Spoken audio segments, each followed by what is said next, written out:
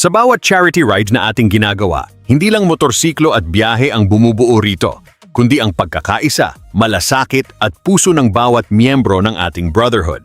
Sa likod ng bawat successful na event, maraming sakripisyo, oras at pagtutulungan ang nangyayari para maihatid natin ang tunay na serbisyo sa komunidad.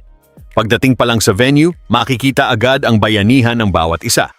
May mga naghahanda ng lugaw at pandesal, may nag-aayos ng pagkain at inumin, may tumutulong sa distribution, at may mga tahimik na kumikilos para masigurong maayos ang takbo ng ating charity ride. Nakakatuwang makita na sa simpleng paraan na ipapakita ng bawat chapter at miyembro ang tunay na diwa ng brotherhood, hindi lang sa kalsada, kundi lalo na sa pagtulong sa kapwa.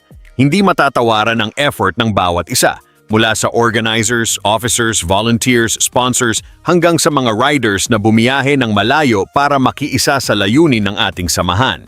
At higit sa lahat, nagpapasalamat tayo sa ating mga tribo ng community na patuloy na sumusuporta at nakikiisa sa bawat programang ating inilulunsad. Ang inyong suporta at presensya ang nagbibigay inspirasyon para mas marami pa tayong matulungan. Maraming salamat sa buong NMAX Elite Brotherhood Incorporated, sa lahat ng chapter, officers, members at supporters na walang sawang nagbibigay ng oras, pagod at malasakit para sa ating mga charity rides. Ang bawat kilometro ng ating biyahe ay may kasamang layunin, pagmamahal sa kapwa at tunay na pagkakaisa. Ito ang NMAX Elite Brotherhood Incorporated. Hindi lang samahan ng riders, kundi isang pamilya na handang tumulong at magbigay inspirasyon sa komunidad.